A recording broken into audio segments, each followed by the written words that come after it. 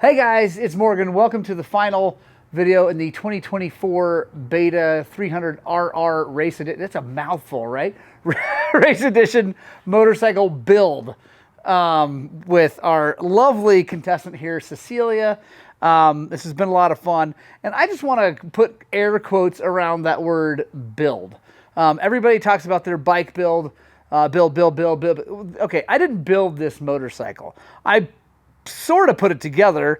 I hung parts on it, but to me, a bike build is like you're welding things and changing things. And I mean, I've done a ton of work to this thing. I've been inside and out every last part of it, but I still wouldn't necessarily call it a true build. So I'd like to call it a setup video or setup series. Anyway, welcome to the final video in the beta setup series.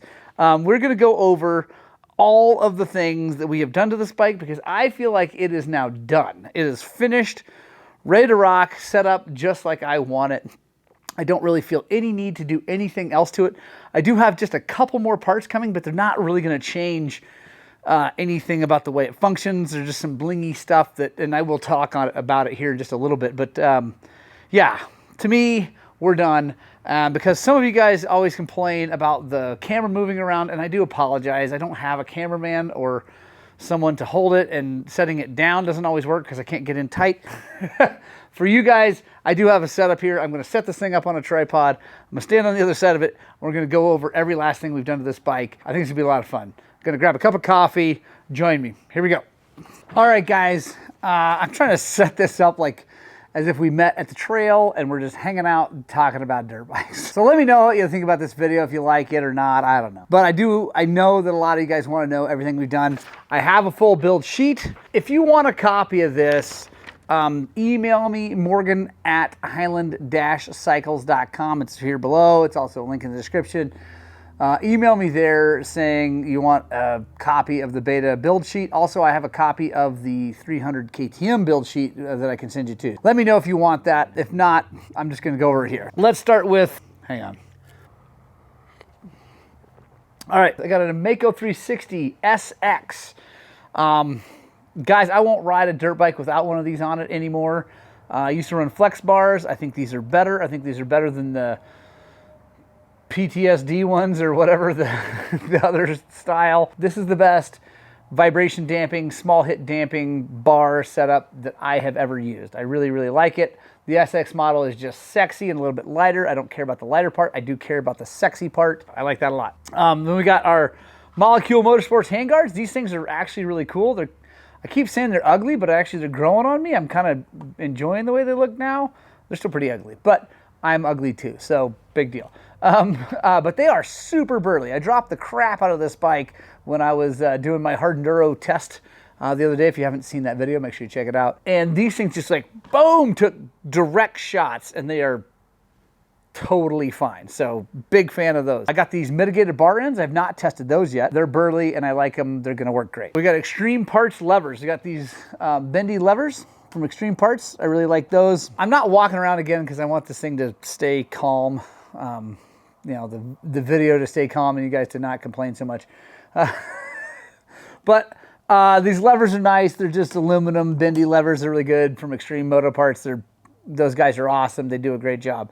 I like the way they feel in my hands. They're not too wide like the Midwest Mountain Engineering ones. They're really good. Got a Spartan MX Parts headlight and dash that deleted the little computer that came on this thing because I hear they glitch out. Also, I talked to someone said that actually it's not the computer, it's the wire length. People don't sort that out and get it routed. Anyway, I don't know. I got the dash on there. I like it. It's nice. I got a new hour meter on the bike, so big deal. I like the dash. It's clean. It deleted a whole bunch of junk behind the headlight. I like that a lot. Also, it's a high-low switch, guys, so if you want that, if you want a high-low, it's pretty cool. Spartan MX offers that. It's an add-on between the dash and the light. You have to buy it separately, but it does work really well. Got Bulletproof Designs wheels and radiator guards and rear disc guard. People ask me, like, what's wrong with the stock wheels? There's nothing wrong with the stock wheels. Actually, the stock wheels are nicer wheels than the Bulletproof Designs wheels. Sorry, Bulletproof Designs. They're Excel Takasago rims and Fancy Pants hubs, so they're really nice wheels. There's nothing wrong. I just like having two sets of wheels. I like to have different sprocket setups on the rear wheel, and then different tire setups so I can change right away. I'm very blessed, very lucky to be able to do that. Not everybody can do that. That's not an upgrade I say that you need to do by any means, but it's nice if you can afford it. Got Mr. Wolf Moose Balls, front and rear. Definitely my favorite foam setup for wheels right now. Nitro Moose is probably better at high speed. Michelin's are good too, but these are on par with the feel of Michelin, but they last longer, they're a little bit lighter, and I just like them better. They're very good. We got Intech brake rotors, front and rear. Got the big, cool floating rotor up front, got a solid rotor in the rear. I don't need a solid rotor for here. We don't ride in the mud very much, but they were kind enough to send it to me, so I'm running it. It's a great rotor. Yeah, like honestly, I'd probably choose a vented rotor normally, but it's a great rotor either way. We got Tusk tires, front and rear. I'm not telling you which ones because I'm switch around. Right now, I've got a T35 in the back and a Talon up front. I'm getting ready to put another Talon in the back. Whatever. I really like the Tusk tires. It's not just because Rocky Mountain ATV sponsors me. I actually really like them. Before I was rudely interrupted by the compressor, I actually really like the Tusk tires. Now, if I were going to race hard enduro stuff and take that really, really seriously, I probably like the JX8 from IRC better in the back. Front tires, honestly, the Bridgestone X31 and M59 are probably a little bit better than the T35 up front and the Talon, but they're not that much better. They do last a lot longer, so there's that. But anyway, I like the Tusk tires a lot. That is no joke, no lie, not messing around with you, not just saying it because I'm sponsored. They're good. But honestly, if you want the best in the business, I would put a Bridgestone X31 up front and either a JX8 in the back for hard enduro-y stuff, or like a Bridgestone X31 in the back or an X30 in the back for racing, if you want the absolute best. But they're very, very good. Got an S3 tugger strap up here. I like that a lot. It's small, unobtrusive. We revalved the suspension, TBT, front and rear. It's amazing if you haven't watched the videos of me riding it, guys. You can see a difference in just watching the video between stock suspension and now. Yeah, they're amazing. Got the Costa Special Parts clickers up here, easy to get to with your hands. Cannot recommend those enough. I got those from Lang's Off-Road up in Canada. Sent me those. Those are brilliant. Yeah, those things are amazing. Got the Molecule Motorsports skid plate. I've hit that quite a few times. Quick note, the ground clearance on this bike has to be lower than my KTM because I have not hit the KTM skid plate nearly as much as I hit on this. It's definitely lower than a W KTM. I'm not judging, that's not a bad thing, it just is. But it's definitely lower. And the Molecule skid plate has done a very good job keeping it off the rocks. We got Enduro Hog engine covers, both left and right. So got the clutch, water pump, and the ignition cover. Those things are sweet. I've been running them on my KTM. I keep pointing over here because it's right there. I've been running those on my KTM now for, almost over a year, and they've been great. They've kept things out of the rocks. They've kept them nice looking. It's just, they're good and inexpensive. Carapax foot pegs. Big thank you to those guys. These foot pegs are sweet. These are the 5 down and 10 back. So 5 millimeters lower than stock and 10 millimeters rear of stock. I mentioned this in a riding video, but quick note on that.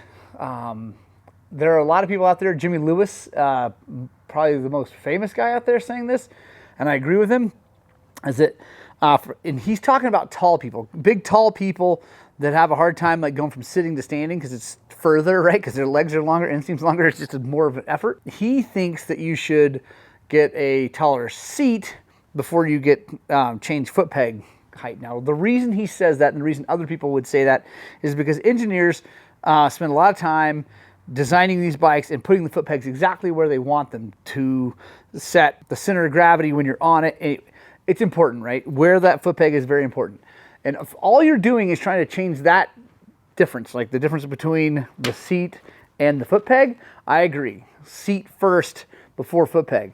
But if in my case, you're trying to build this thing for hard enduro and you're trying to change the weight bias back to the rear. If you guys watch, because I have been watching a bunch of hard enduro guys, pro guys, they ride off the back of these bikes all the time to keep weight on the rear wheel to get traction to drive them up stuff.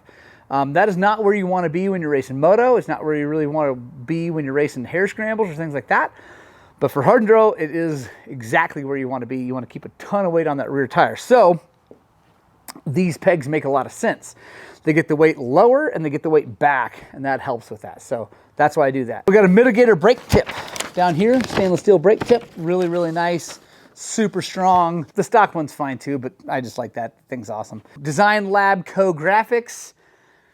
Huge shout out to the Design Lab Co. They made my bikes match. I love them. I think they're great. I know a lot of people hate the way this thing looks. I don't care what you think. Hate it all you want. I love it. I think it looks great like this. It looks very different from every other beta. I like that. Sexiness is big in my opinion, and I think this is sexy. It's obviously in the eye of the beholder. I actually really like the way the bike looked too. I like the blue up front. That's the other thing. People hated the blue. I like the blue up front and the red in the back. Actually, the bike looked pretty good. I hate the headlight mask. Still hate the headlight mask even with this change of color. But yeah, anyway, I think the bike looked fine before. I like it better now. It matches my other bike. And the Design Lab Co. guys are absolutely amazing. I love them to death. Guts seat cover, really nice. Honestly, Guts, if you're watching this, please give us a little more material on this cover. This cover was really hard to get fit on here. It just did not want to go all the way around. I made it work. It works, stretched it, it looks fine. But yeah, that was a pain in the butt. DDC sprockets, front and rear. I didn't know DDC made front sprockets forever, so sorry, Nate. DDC front and rear sprocket, their sprockets are the best in the business. I'm not even gonna argue with anybody that says anything different. I like them way better than the twin ring. This bike came with the twin ring. It's fine, I'm gonna leave it on there. I'm not taking it off anytime soon, but I like this way better. They last forever. I had one last 500 hours, so they're incredible. Spanish Fly spark arrestor, Brett Dooley. Great job on the spark arrestor, guys. This is the way to go. It's better than the FMF turbine core. It's better than the little screen type style. It flows better than anything else out there. Brett's done a bunch of testing with probably wind tunnels and anemometers and all things. Anyway, this does not slow down the exhaust at all, but it does count as a spark arrestor. It does catch whatever, and it's awesome. This is the Gen 2. It weighs 150 grams less than the Gen 1. And honestly, the Gen 1, which is what I have in my KTM, it's a little heavy. Big deal, I don't really care, but it is heavy. So that's nice, he lightened it up. It's really good. We got an Extreme Parts fan over here. Gotta have a fan on a hard enduro bike, guys. It's already run a whole bunch. Extreme Parts is great. They're inexpensive. They're from Romania. It's a high quality fan. Same fan that I think Trail Tech and KTM use, like stock. And anyway, great fan, less money. It's awesome. True North Moto's map switch, relocator, and protector. Right up here. This thing is super cool. It's aluminum. It weighs less than the plastic thing you take off of the tank. So please don't talk to me about the weight of it. And it protects the map switch very well. I've already hit the ground and flipped this thing upside down, and it protected that switch and did great. Call Dan at True North Motos. Also, huge shout out to Dan at True North Motos. That's where I bought this motorcycle. I live in Western Colorado. Dan lives in Olympia, Washington. He made it so easy for me to give him the money, first of all. That was awesome. Made that easy. He gave me a great price on the bike. And then we helped line up a shipper with Moto Shippers, Tim Weig at motoshippers.com. And we were in no hurry, so he took his time, finally got around to it, grabbed the bike from Dan, and 2 days later, it was in Grand Junction. I picked it up. Easy peasy, lemon squeezy. Big fan of Dan and Moto Shippers. So if you guys need a bike and you don't like the dealers around you, or there aren't dealers around you, please consider talking to True North Motos. Buy a beta from them. They're amazing guys. Dan builds cool parts like this. He builds wiring harnesses, all kinds of stuff. So talk to Dan, please. Jetting is one thing we've done. For 5K and up, we got a 158 main, a 40 Pilot, which is up one from stock. The NECJ needle, which is the Suzuki needle, is in the number 2 position. And honestly, I think this thing couldn't possibly run any better than it does. It's amazing. Bellray Gear Saver 80 weight, we swapped that out. We put that in the transmission. It did help with the notchiness, but this transmission is still notchier than really anything else. It's fine. There's nothing wrong with it. It shifts fine, but it's not as smooth as other transmissions. Samco thermostat delete and T-hose. People keep asking, why did you do the thermostat delete? Why on earth? Okay, thermostats. Okay, if you don't know what a thermostat's for, it is for keeping heat in the motor. It's so that motors don't get too cold. They're generally for cars, because you drive cars when it's -10 outside or whatever if you live in a place like that. Sorry, it is coffee time. So they're generally for cars. They put them in these motorcycles. I don't really know why, except that I guess, well, I know why. People might ride their bikes in really, really cold weather. If you ride the bike in 10, 20 degrees, I mean, it's a little cold for me these days. I used to go out in that kind of weather, but not so much anymore. But if you did that, you might want it in there to keep the heat in the motor for sure. But I don't ride like that anymore. I choose not to. Also, motorcycles in that kind of weather, you're not going that fast. So, and it's the airflow across the radiators that really pulls the heat out of them. So like, I don't know. I just don't need a thermostat in the bike, and it's a fail point. The only real big car failure I've ever had was on a 77 CJ7 where the thermostat stuck closed and the freaking Jeep overheated, blew coolant everywhere. I was 16. I'm sure it was hilarious from the outside. Because I was freaking out. I didn't know anything about mechanics. Anyway, so it's a fail point. Also, the T-hose that comes on these things is kind of junk from the factory. So that's why I did the Samco hose kit. True North Motos, I forgot. True North Motos kickstand extender. I'm pointing to it right over here. These bikes are really great, but like the kickstands are short, guys. Like this thing wants to lean like way over on the stock kickstand. So he makes a little 3D printed kickstand holder. I can't recommend it enough. But they're cheap. Buy one, that and the map relocator from Dan. Call him up right now. Say, Dan, Morgan told me you had these two parts for betas. I want them now. So kickstand, extender, map relocator. So got that on there. The only other real thing is the Q spring from for my shock. So the forks, the stock springs were okay. 4.4s are fine for my weight and what I was doing with the hard enduro stuff. I'm 185 pounds. That would probably be a little bit lightweight if I were going to go hare scramble racing with this thing. But for hard enduro, we want a lot more squish. So 4.4s are good. But the back was a 5.2 and we went to a 5.4. Q springs, get those from Intech. They're very consistent. They're all the same length. They're all the, I mean, yeah, they're nice. There are other springs out there that if you buy, they're just not that good. That's it, guys. That's all I really want to talk about on this video is I just wanted to go over the build. We're done. The other thing I'm getting a T-Rex Moto throttle. Again, it's for the sexiness. There's nothing wrong with that domino throttle. Zero wrong with the domino throttle. It's just cool. It's got a billet tube, cool billet house. Anyway, it's sexy. I'll show you pictures of it. It's rad. It's unnecessary. 100% unnecessary. But I'm definitely doing that. That's coming. I'm not doing a big tank yet, guys. I did a test. I think I could probably squeeze 60 miles out of this thing. Actually, I'd probably get like 65 or 70 if I took it real easy doing hard enduro-y, kind of like slow techie stuff. And I keep saying hard enduro, whatever. That's a weird word to me, honestly. But it's the only way I can describe the stuff for a lot of people these days. A lot of people don't know that enduro used to just be hard. But... and it is still hard, but whatever. Extreme enduro, that's a better name for it. And I'm not really doing super extreme enduro stuff, just really technical stuff. But anyway, in that stuff, I bet I could get almost 70 miles out of it. But out in the sand dunes, out with a lot of wide open stuff and pinning it in places and some enduro-y, like fast enduro, hare scramble kind of speeds. I got like 54 miles with very, very little gas left. I don't think I need much more on this bike. I might get an IMS tank for it eventually. I really, really want a Chirby's to make a tank for it because I like their tanks better than IMS. So I'm kind of holding out hope that they're going to make one because these bikes are so much more popular now than they used to be. I think it turned out pretty good. What do you guys think? Comment below what you think about this bike.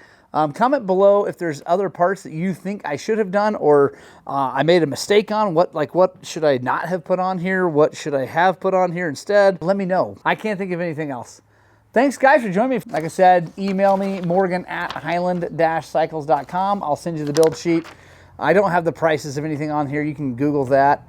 It's expensive. I hate to say it. I will say that stock, this bike, was pretty good. Like, I don't know. It didn't really need too much stock. I think it was actually a pretty solid bike, bone stock. You could have gotten away with a lot less of this stuff. I mean, to me, honestly, the suspension was pretty necessary. I really didn't like it.